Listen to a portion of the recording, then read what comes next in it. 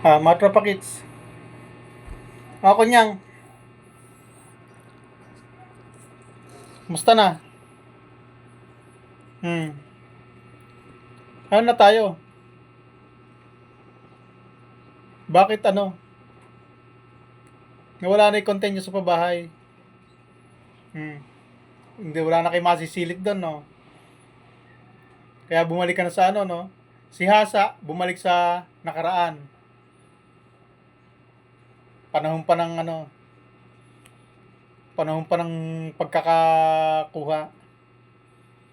Hmm. History ng tungkol sa pera na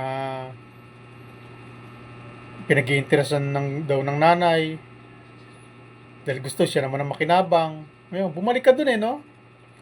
Ito naman si Kunyang, bumalik din. Ang binalikan naman yung sakit. Autism daw. Ano nangyari sa inyo? Kasi ayaw nyo na magsugod bahay, no? Ha? Gaya-gaya sa Itbulaga, sugod bahay. O ngayon, ba't hindi nyo sugurin yung bahay ni ano? Ni Reyna ngayon. Na ngayon yari na. Hmm. Wala na mag-sponsor sa inyo, no? Malaki yata gastos dun eh. Pwede na puntahan nyo yun. Hmm. Tapos pakita mo ulit kay Bal Santos na ito na ho yung pinatayo. Ano ba?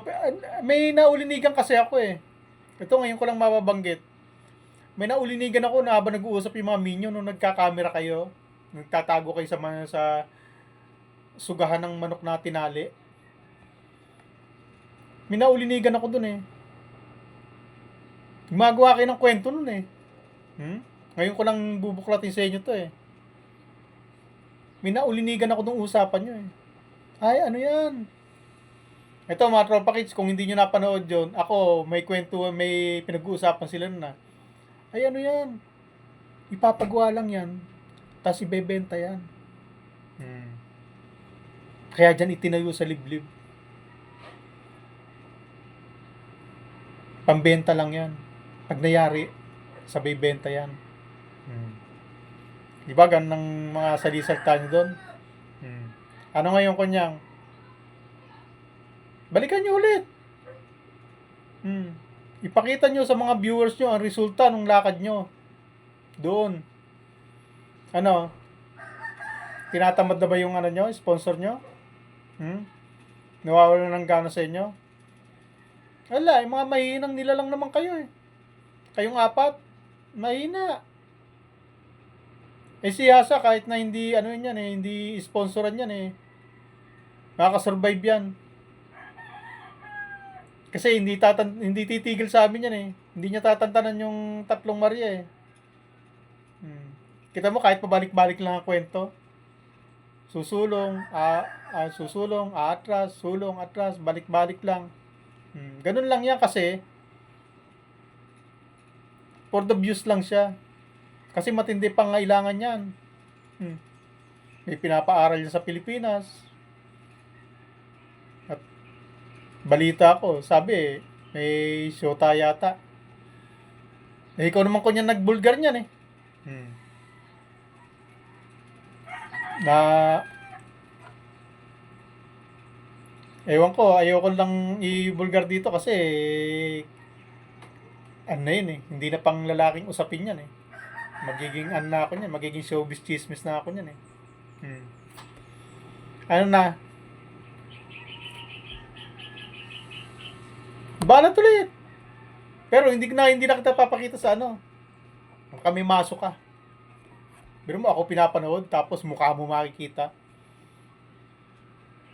Nabwisit yun, nabwisit yun sa'yo eh. Asar yun sa'yo eh.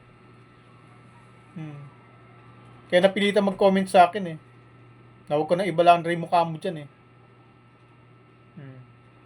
Ayan. Hindi ko na gagamitin mukha mo. Kaya dumakdak ka ng dumakdak ngayon. O ngayon, ikaw naman ang tinatanong ko ngayon. Ha? 60 years old. Nagtatrabaho pa. Ganito pa itsura. May ngipin pa. Harap. Hmm. Dito medyo ano, kasi madalas ko panguya to, nakanguya ng butong pakwan to, kaya nagka ano. Hmm. Pinangunguya ko ng butong pakwan, tsaka pinapapangus ko ng tubo. Hmm. Kaya yun ang nasira. Ang ngipin ng adik, yung mga bungal-bungal na, nasunog sa droga. Hmm. Haka, buo pa yan, ah. Kanya nga, walang pustiso yan. Pangit nga lang, kasi siyempre may edad na. Pati ngipin nagkakaedad din. Alam nga namang senior na ako, tapos yung ngipin ko junior pa. Hindi naman pwede yun. Eh siguro kung pwede rin, ano lang to eh, kasi buo naman yan. Buo naman yung ngipin ko, kunyang pwede ko nga na yun, may nagano ngayon na pwedeng paputiin yan, yung parang pipinturahan siyang gano'n. May tawag sila dun eh. Yan, pwede paputiin. Kaya lang, magiging masagwa na maitsura nun. Biruin mo, senior na ako, tapos ngipin ko, pan-teenager. Hindi naman po pwede yun. Kailangan, proportion, sabay sa edad ang pagtanda. Sabay sa edad ang itsura. Yun ibig ko sabihin. Pero yung mga mayayaman talaga, tulad ni Felipe Goson, yung CEO ng ano, kita mo, ewan ko kung natural lang ipin yun. Kasi na-interview sa TV. Kita mo, 80, 84 na yata. Tapos pag nagsasalita siya, yung ngipin niya puting-puti pa. Buong buo pa puting-puti. Eh, napakayaman naman nun. Kaya, ibinabagay sa itsura niya yung katayuan niya sa buhay. Kaya ganon. Kaya, yung ngipin ko na yan, buo yan. Hindi yan ang ngipin ng adik. Kasi yung mga kakilala ko, yung mga kakilala kong mga adik talaga, yung mga ngipin nila, halos durug-durug na kasi sa parang lumalambot yan sa ano, parang nagiging marupok gawa ng kahit ng droga. Yan. Tapos, parang si Kanor yata, narinig ko yata, inakusahan din yata ako ng adik. O ikaw, Kanor, saka pa, wala ba kayong kaya? Kundi pang ano lang, panlalait lang, panghusga sa kapwa-tao. Ako, dumidepensa lang ang mga kagagawan nyo. Wala ba kayong masabing ano? Kasi, hindi naman oras-oras pwede kong ipakita sa inyo yung pagmumukha niya para reaksyonan ko. Kasi, ano rin eh, wala rin kwenta eh. Pag-aaksaya lang ng oras, ibalandra ko pa yung mga mukha nyo. Eh, sa mukha nga ni Kunyang, may nabuwisit pa. Na ako nga naman pinapanood, pagkatapos makikita niya pagmumukha ni Kunyang. Kaya ngayon, humingi ako ng dispensa na hindi ko napapakita. Baka manood ulit sa akin yun. Siguro hindi nanonood sa akin yun. Pag nakita niyang, baka si Kunyang na naman mukha nitong makita ko nito, ayoko nang manood sa'yo. Oh. Kaya ngayon, nagpaliwanag ako sa kanya, sige, hindi ko nagagawin yun, hindi ko ulitin. Manonood ulit sa akin yan. Wala, nadala yata sa pagbumukha ni Kunyang eh. Ewan ko naman sa'yo kasi Kunyang, kung makaratsada ka naman kasi, eh buhos-buhosan mo yung Kunyang.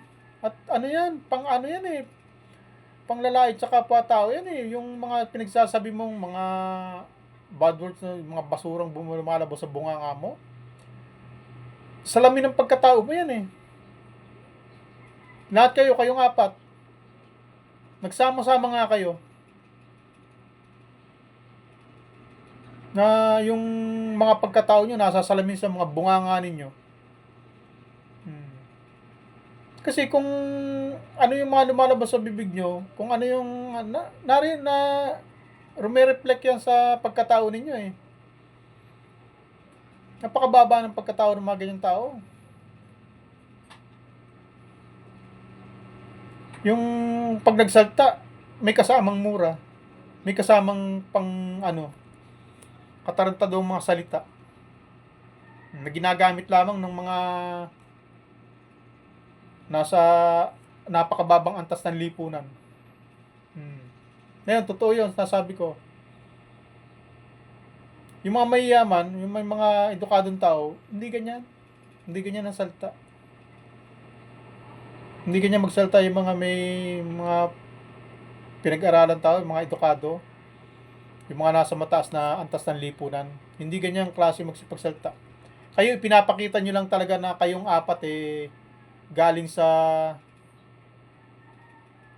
talampakan ang mga utak ninyo.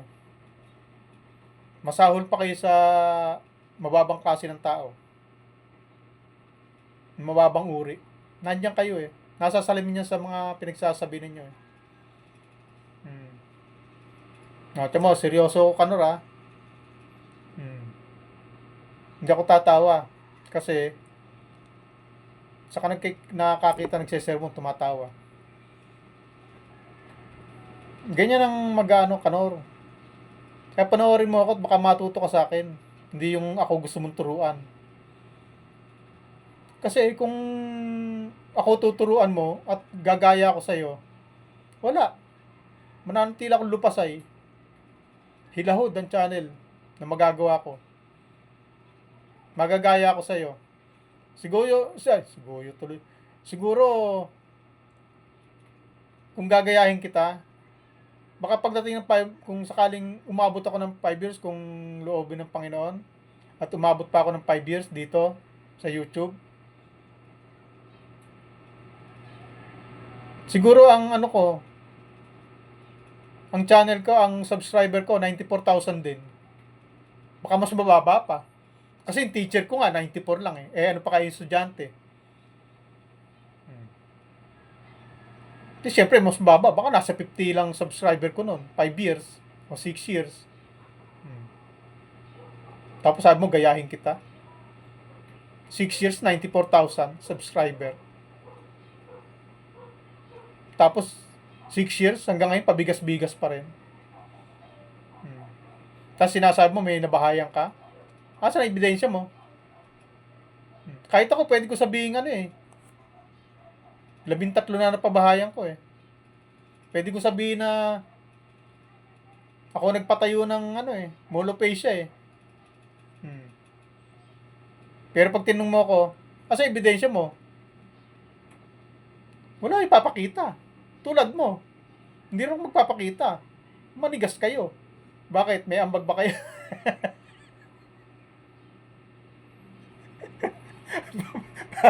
Bakit? Pag sinabi ko bang ako nagpagawa ng molophasia, akin yan. Hahanapan niyo ako resibo. Bakit? May ambag ba kayo? Hahanapan niyo ako resibo. Akin yan Ako nagpagawa niyan May ambag ka ba? Hahanapan mo ako resibo. Yan tayo Sabi mo, may napagawa ka ng bahay? Nasaan ang pinaribon cutting mo? Asa ng certificate mo na yung kahit kopya lang ng kasi 'di ba may may mga certificate sila ng ng pagbibigay ni Bal Santos ng kay 'di ba si Bal Santos nagbibigay niyan? Oh. Nasaan ang katibayan mo? O kahit picture man lang ipakita mo na ikaw nagpagawa ng bahay. Na ikaw naggastos mula sa baka naman sinasabi mo na pabahayan mo baka naman pinagawaan mo lang ng kubeta. Nirenovate mo lang yung kubeta. Tapos pabahay na sa'yo. Diba, Kanor? Pakita kang prueba.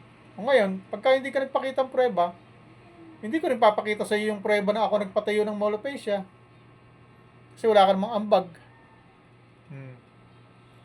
Naunahan kita, baka mamaya sabihin mo, bakit kita papakita ng resibo ng pinabahayan mo? Wala naman ako ambag. Hindi, nagamit ko sa iyo yung moto namin ng tropa kits ko. Babay na ka. Wala ka talaga, Kanor.